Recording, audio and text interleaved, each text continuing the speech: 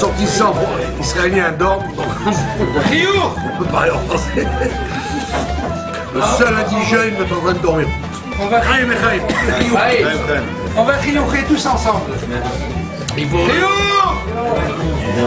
rire.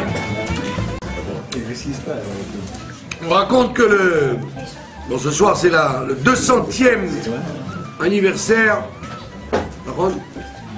de la Iloula du départ du Admor Hazaken.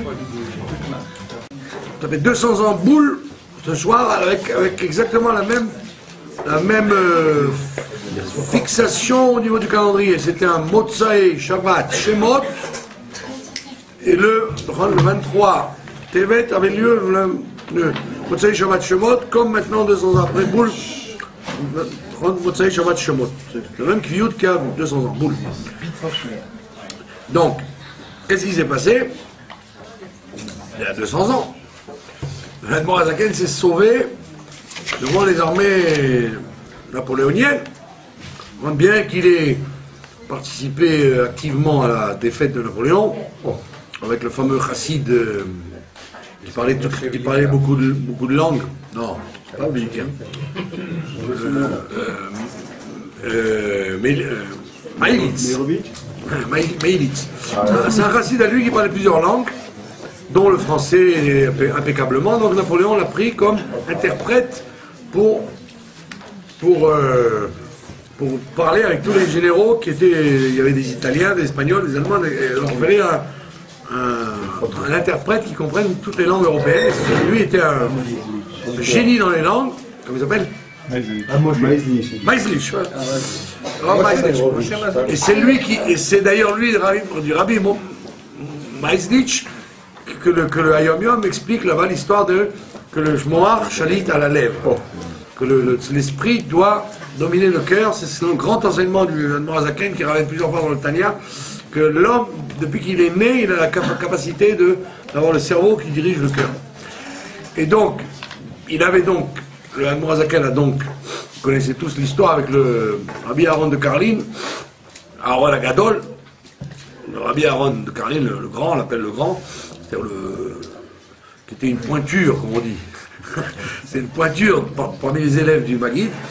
Et le Admor Hazaken, qui était bien plus jeune que lui, il s'est opposé à lui parce que le Rabbi Aaron de Karlin disait que, étant donné la situation des Juifs, miséreux, oppressés par le Tsar et par tous les rois d'Europe, ça serait bien que les Juifs y respirent un peu et que Napoléon amènerait un souffle de liberté et de miam-miam, d'opulence. Et donc il tenait qu'il faut que Napoléon gagne. Et le Admor Hazaken a dit non, il vaut mieux qu'il ne gagne pas. C'est vrai que les Juifs vont baver avec les régimes totalitaires en Europe, mais tant que les Juifs ils sont sous les influences des régimes dictatoriaux, ils ne quittent pas la Torah. C'est qu'on les embête au niveau matériel, mais au niveau spirituel, ils se renforcent. Et donc il faut soutenir le tsar, même si ça nous fait mal au ventre. Et donc il y a eu cette discussion, et le Admor Hazaken, il a passé par-dessus la tête du Rabbi Aaron de Karlin, et il a envoyé quand il a su que Napoléon cherchait un interprète, il a envoyé ce Rav Maïlitz, qui était un homme qui justement, puisque c'est sur lui qu'on apprend ça, que le Admor Hazaken il dit sur lui, que lui il a réalisé à Moar Shalit à la lèvre. Que l'esprit dirige les émotions, l'homme est capable de ça. Et c'est pour ça qu'on raconte cette histoire que monsieur Napoléon, il avait appris comme il était un stratège remarquable, jusqu'à maintenant on apprend encore ses techniques de combat et d'attaque, il a dit c'est impossible de découvrir comment je fais les attaques, et c'est impossible, c'est sûr qu'il y a un espion, parce que les Russes devinent avant que je fasse, que je vais arriver, donc il y a un traître. Il y a un traître parmi nous. Et donc il a réfléchi dans sa tête, il a dit, est-ce que ça peut être le maréchal Ney, le maréchal, tous les amiraux là-bas, dans tous les boulevards, boulevard Ney, boulevard, qu'est-ce qu'il y a d'autre, Marceau, tous les boulevards, ils étaient là dans la... Jean Jaurès. Élève Cohen, mettez-vous au piquet, Jean Jaurès. 100 ans avant, oh là là. La boulevard, Jean Jaurès. Ah,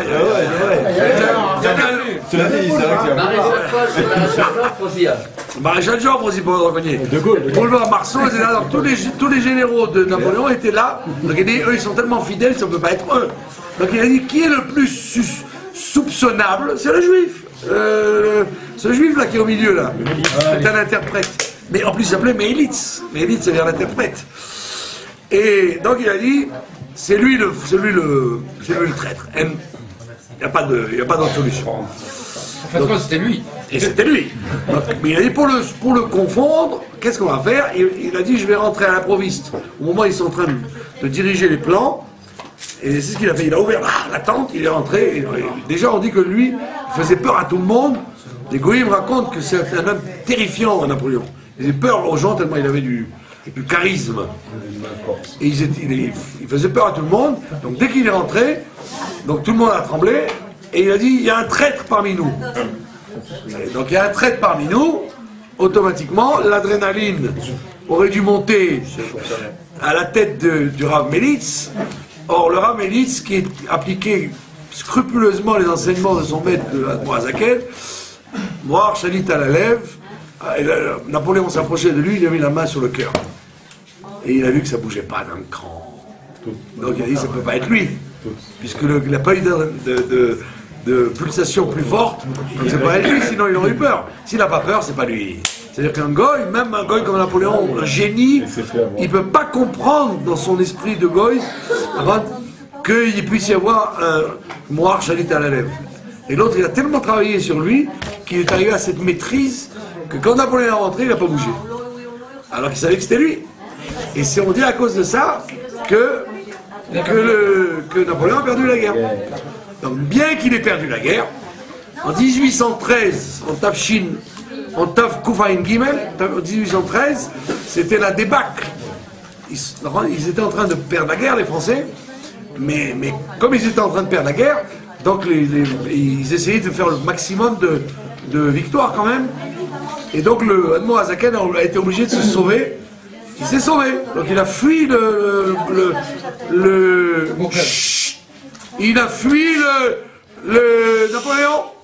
Après les femmes vont dire on n'entend pas derrière. Si vous vous taisez, vous entendrez, parce que ma voix est assez forte. Elles n'entendent même pas. Elles n'entendent même pas que je... Bekitsu, il a été obligé de se sauver, malgré tout. Et donc on voit que ce soir, c'était le 23 Tevet, Shabbat Shemot, il a été obligé de se sauver, ils se sont trompés sur la route d'ailleurs, ils sont arrivés dans un bled encore plus perdu que tout le reste, et ça s'appelait Hadjitch, dans un bled perdu, et c'est là-bas que l'Admo Azaken est parti. Et l'Admo Azaken, il raconte le jour de son départ, il a appelé son petit-fils, le Tzemar Sedek, qui était avec lui parmi les fuyards. Il faisait moins 40 degrés, tellement il faisait froid. Et tout le monde était mort de froid. Il y a eu des morts d'ailleurs, physiquement, il y en a qui n'ont pas pu résister. Et lui, sur son lit, avant de partir, c'est samedi soir, il a dit à son petit-fils, il a dit, toute ma vie, j'ai toujours vu la parole de Dieu qu'il y avait dans les objets. Toute ma vie, je voyais ça. Donc c'est une neshama spéciale. Il voyait de la parole de Dieu qui est dans les objets. Il a dit maintenant je ne vois plus les objets. Je ne vois plus que la parole de Dieu.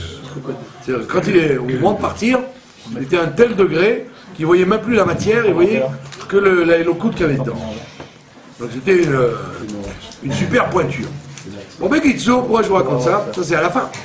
Mais au départ du problème, quand il avait 18 ans, il s'est marié très jeune, il avait 15 ans.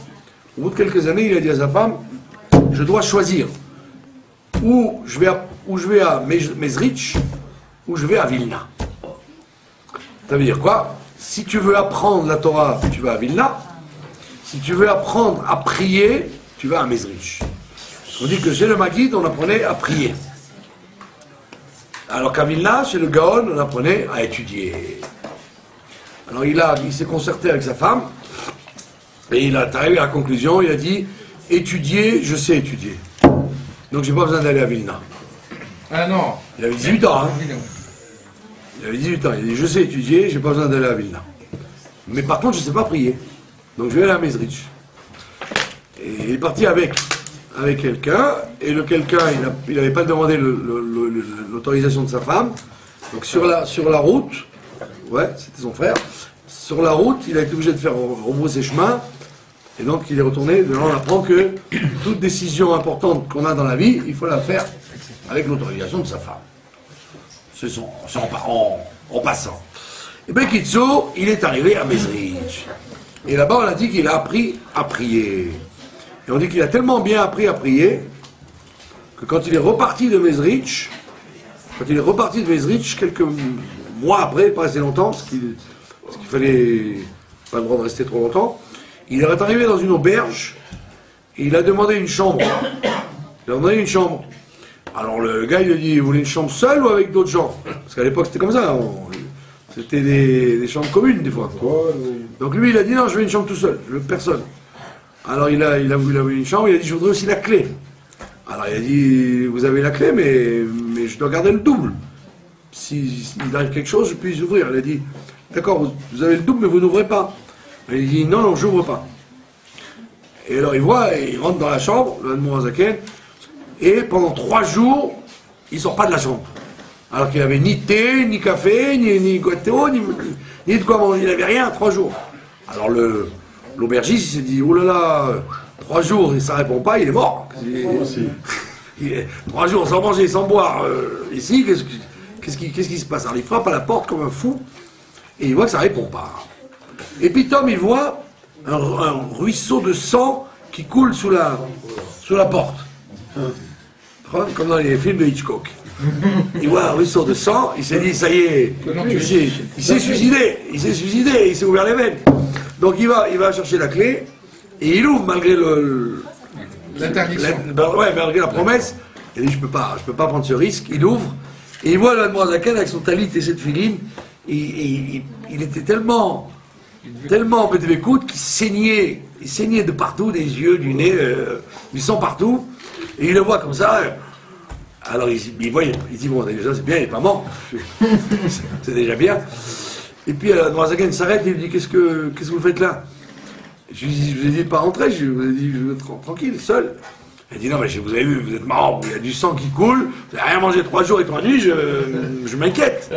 C'est un juif en plus. Alors il lui dit, écoutez, il dit, oui, j'ai jamais vu des gens comme vous. Il dit, écoutez, je viens de Mezrich, et là-bas j'ai appris à prier. Alors quand on apprend à prier, on applique ce qu'on apprend. Ça veut dire que savoir prier, ça voudrait dire rester 3 jours sans manger, sans boire. Okay. Donc il a appris à prier. Maintenant la question qui se pose, en ce qui nous concerne, on va dire le Chaim, bien évidemment. La question évidente, c'est qu'est-ce que ça veut dire savoir prier, savoir étudier? D'accord? C'est quoi ce diouk de savoir prier ou savoir étudier? Alors, pourquoi c'est tellement important de savoir prier ou de savoir étudier? Alors, on répond qu'en fait, savoir étudier, c'est sûr que c'est important. Mais le but de l'homme sur Terre, c'est pas de savoir étudier, c'est de savoir prier. Ça veut dire quoi? Ça veut dire que quand tu étudies, comme on l'a vu dans le Mahamar du Rabbi Rachab de 1906, là-bas, le Tarsab, quand tu étudies la Torah, tu peux rester le même. Tu peux rester le même.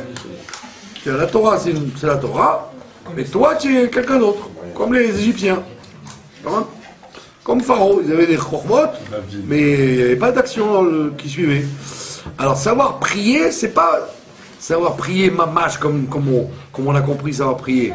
Savoir prier, ça veut dire être attaché à ce qu'on a étudié, ce qu'on a vu, ce qu'on a entendu, ce qu'on a prié, tout ce qu'on a vécu, être attaché à la chose pour la faire descendre dans le monde matériel. C'est ça ce qu'on appelle savoir prier. Ça veut dire que si tu as appris sur la misère de quelqu'un qui n'a pas de quoi manger, etc., tu peux l'avoir étudié, ouais, c'est terrible la misère, hein. Terrible la misère, mais ça t'oblige. Tu dis, bon, c'est terrible la misère, mais chacun se débrouille, chacun sa mère. Alors que savoir prier, ça veut dire que si tu as entendu qu'il y a quelqu'un qui souffre, tu ne peux pas rester insensible. Il faut que tu ailles l'aider. Ça veut devenir sensible. C'est ça ce qu'on appelle savoir prier. C'est pour ça que, mon cher Rabbeinu, bien qu'il soit resté toute son enfance, toute son adolescence, dans les études de Pharaon, etc., dès qu'il est sorti pour voir ses frères, comme dit le Midrash, on lui a dit, il s'est rendu compte qu'il était un Ben, Abraham, Isaac et Jacob, dès qu'il est sorti voir ses frères, il n'a pas pu s'empêcher et il a tué l'Égyptien. C'est-à-dire que la première péoula que Moshe il a faite, c'était pas de dire, bon, on va essayer de construire un plan pour essayer d'arranger la situation des gens, les pyramides, c'est fatigant, et tout, on va essayer d'en parler à Pharaon, comment arranger ça. On dit qu'il a commencé comme ça, il a dit à Pharaon, il dit, des gens comme ça, ils sont pas productifs. Si tu veux qu'ils soient productifs, il faut un jour de vacances. Pharaon, il a dit, oui, tu es intelligent. Quel jour tu proposes? Il a dit Shabbat. Donc on dit qu'il avait obtenu le Shabbat, Jean Jaurès, tiens voilà, Jean Jaurès. Léon Blum, il avait obtenu le Shabbat, de ne pas travailler le Shabbat, déjà pour parler avec Pharaon. D'accord? Donc tu aurais dit, ben voilà, il va continuer comme ça. Il va parler avec Pharaon et doucement, doucement, ils vont être gentils avec les Juifs. Donc on voit que ça c'est bien sur un certain plan. Et qu'est-ce qui fait bouger les Moshe? C'est qu'il voit un Égyptien qui fait du mal à un Juif, il n'en peut plus, il le tue. Carrément, il le tue, c'est pas qu'il le pousse ou il lui fait un procès, il le tue. Ça veut dire qu'il avait tellement descendu en lui la Havat Israël, il avait fait descendre en lui la Havat Israël, qu'il ne pouvait pas supporter de voir qu'il y a un Égyptien qui fasse du mal. Et c'est pour ça que c'est le premier maasé qu'on voit de Moshe dès qu'il devient grand. Pour nous apprendre que lui, il n'avait pas simplement su étudier, parce qu'on dit qu'il étudie Torah chez Birtam, chez Béalpé, etc., les Chochmot Goy, etc., là-bas chez Pharaon. Il n'avait donc pas seulement appris à apprendre, il avait appris à prier. Il avait appris qu'on doit prier, ça veut dire être sensible à ce qui se passe. Et c'est ça ce qu'on appelle apprendre à prier. Parce que si vous lisez, quand on écoute cette histoire, on se dit, bon, c'est son temps à lui. Apprendre à étudier, apprendre à prier, c'est-à-dire, qui en est nous aujourd'hui? Qui est-ce qui sait vraiment étudier et qui sait vraiment prier? D'accord? Alors on te dit non, tu peux apprendre à étudier et tu peux apprendre à prier. Ça veut dire que tu dois apprendre des idées justes dans la Torah, et prier, ça veut dire apprendre à être sensible à ce qui se passe, ne pas rester, comment on dit, théorique. La théorie elle est jolie, très bien, ouais, c'est très bien, mais qui se débrouille le gars? C'est vrai, il faut aimer son prochain, c'est vrai, Rabbi Akiva, Klal Gadol Matorah, Bafta, les Rachag, oui, c'est vrai, mais Tachles, j'ai d'autres choses à fouetter que m'occuper de la misère de mon frère. Et non, il faut apprendre à prier, tu dois ressentir ça comme tu ressens tes propres besoins. Donc c'est ça ce que veut nous enseigner le Mourazaken, c'est que bien que tu sois appelé à être un intellectuel, à réfléchir, à penser, à manipuler des choses spirituelles et intellectuelles, tu dois faire descendre tout ça dans le sentiment juif. Ressentir. C'est le plus fort, le plus dur. Sensibiliser. Chaim. Bon, les autochtones dans mon corps, donc on peut pas leur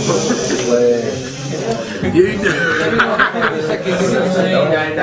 y a une idée. Il y a une idée. Ça marche le pareil. Vous êtes sur. Je suis vu. Il y a une idée extrêmement qui a beaucoup choqué les anti-chassidiques. Voilà. L'idée qui est écrite dans l'Almo Azaken, dans le Tanya, on dit que ce soir il faut commenter un petit morceau de la Torah d'un Iglé. Donc j'ai commenté un Seif Shulchan. Là il faut commenter un Seif du Tanya. Et là-bas, une idée qui a toujours fait des scandales chez les gens, ce que dit le Almo Azaken là-bas, en filigrane, qu'il y a des gens qu'on appelle les tzadikim mourim, ce que lui appelle le tzadik Yesod Olam, cette catégorie de gens, ils n'ont pas de mal en eux, ils n'ont que du bien en eux. Ah, évidemment, tous les mitnagdim, ils ont sauté sur cette idée, ils ont dit quoi, ma pitom, c'est écrit, c'est une barre méforéchette, que plus quelqu'un est grandi, et plus son éther est grandi, Et lui, il dit non, ça c'est sur le Benoni que c'est écrit. Plus il grandit, c'est le Benoni, celui qui n'est pas encore arrivé à annuler le etsem du mal qui est en lui. Ça c'est vrai. Mais le tzaddik, qu'on appelle le tzaddik Sodolam, le genre, comment il s'appelle, mon cher Rabbeinu ou Rabbi Shimon, il y a des comme ça, des types possibles, ils n'ont plus de mal en eux. Et quand tu dis ça aux gens, ils disent, bah, ça n'existe pas, papa. Quand David dit à ça, je connais avec voilà, d'accord. Alors, mais là, mais c'est plus fort que ça. Il y a une réaïa des litaïm, et pas plus litaï que le Rav de Brice qu'il n'y avait pas. Le premier Rav Soloveitchik, le Rav Chaim, il dit d'où sait-on que Moshe Rabbeinu n'avait plus de Yitzhara, carrément. Nous étons que Moshe Rabbeinu n'avait plus de Yitzhara, on l'apprend de Pharaon. Et il dit comment ça? Il a écrit là-bas dans Vaïra, dans notre paracha, dans la paracha de Vaïra, au moment de Makat Barad, au moment de la plaie de la grêle, au moment de la plaie de la grêle, Moshe Rabbeinu, il lui dit, Rashi ramène ça, et c'est très bizarre ce qu'a dit Rashi, il le prévient qu'il va y avoir bientôt Makat Bechorot. Makat Bechorot. La plaie des premiers-nés, il lui dit à Makat Barad. Alors tous les Mefarshim disent, pourquoi Rashi dit ça maintenant? Qu'est-ce qu'il y a besoin de prévenir Moshe à la 5e plaie qu'il va y avoir la 10e? Préviens-le, chaque plaie. Chaque fois qu'il y a une maca. Pourquoi à Barat tu lui dis Bechorot? Et plein de Farjim disent pourquoi Rachid dit ça maintenant? Qu'est-ce qu'il y a besoin de prévenir Pharaon de Bechorot à Barat? Il y en a encore d'autres. Il va y avoir Arbé, Rocher. Qu'est-ce qu'il y a encore? Non. Barat, après. Barat c'est la 6e de Vaïra. Après il y a Arbé, Rocher. Voilà, c'est ça. Il reste 3 encore. Pourquoi tu le préviens 3 à l'avance? Alors il dit parce que en fait les Mitzrim, ils avaient une massorette qui a 10 plaies. C'est connu ça. Que les Mitzrim, ils savaient qu'il va y avoir 10 plaies.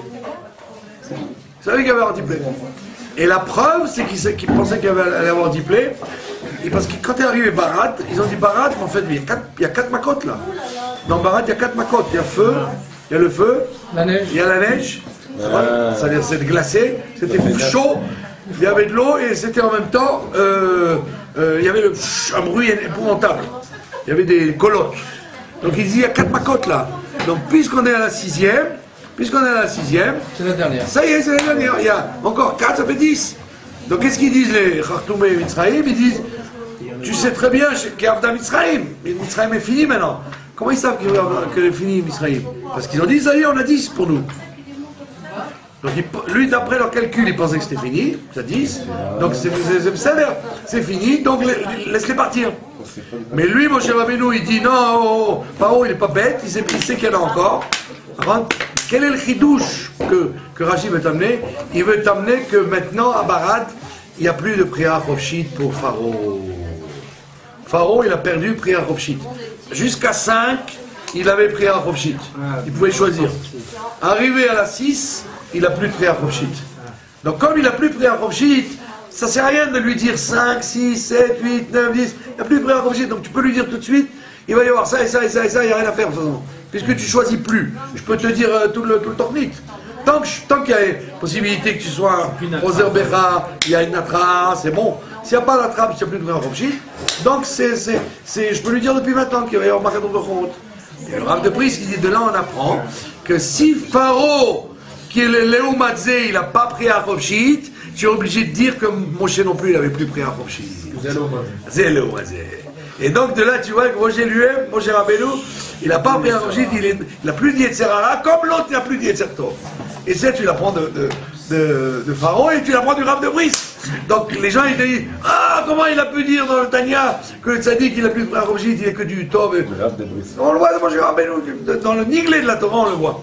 Après le Brice Karoum, qui ne prétendait pas être un chassid ou de citer de la Kabbalah. Après le Niglé, il te dit, c'est pshita, si dans le mal il n'y a plus de frère Rochid, c'est que dans le bien non plus il n'y a pas. C'est-à-dire que c'est un degré où Moshe Rabbeinu, il ne peut plus penser à il est complètement dirigé par le Tov. C'est joli ou pas, hein? Basé, Avodat Hashem Azou, Bidou. C'est Bidou,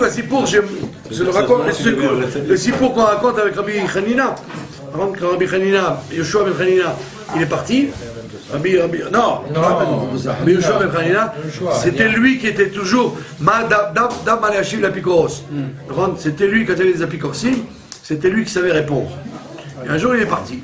Alors les Chachamim, ils ont dit, oh là là, comment on va faire avec tous les Apikorsim? Alors il dit, non, parce que s'il est parti, c'est qu'il n'y a plus d'Apikorsim. Si lui n'est plus là, on l'a descendu de Madrigal, il n'y a plus besoin. Donc quand le rabbi dit, aujourd'hui il n'y a plus de mitnagdim, il n'y a plus de mitnagdim, il n'y a plus de chassidin non plus. S'il n'y a plus de mitnagdim, il n'y a plus de chassidin non plus. On a encore des mitnagdim. Très peu c'est ce que la chassidut elle explique. Elle dit que mon cher, comment il s'appelle, qui a dit ça? C'est Shlomo HaMelech. Il a dit Ani ve'avi chataim. Moi et mon père on est chataim.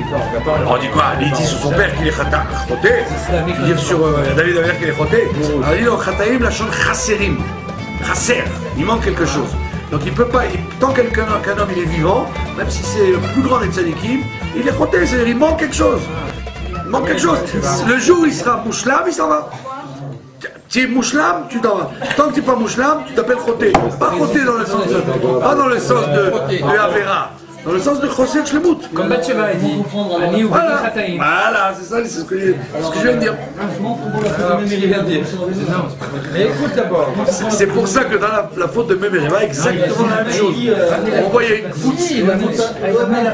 une boutsa de Mefarshim qui essaie de trouver un chèque, et le Chaim Akadosh, il amène tous ces qu'est-ce que vous racontez? Il n'y a aucune faute chez Moshe Rabbeinu. C'était un tiroutz pour qu'il ne rentre pas en Israël, et il amène pourquoi c'est un tiroutz.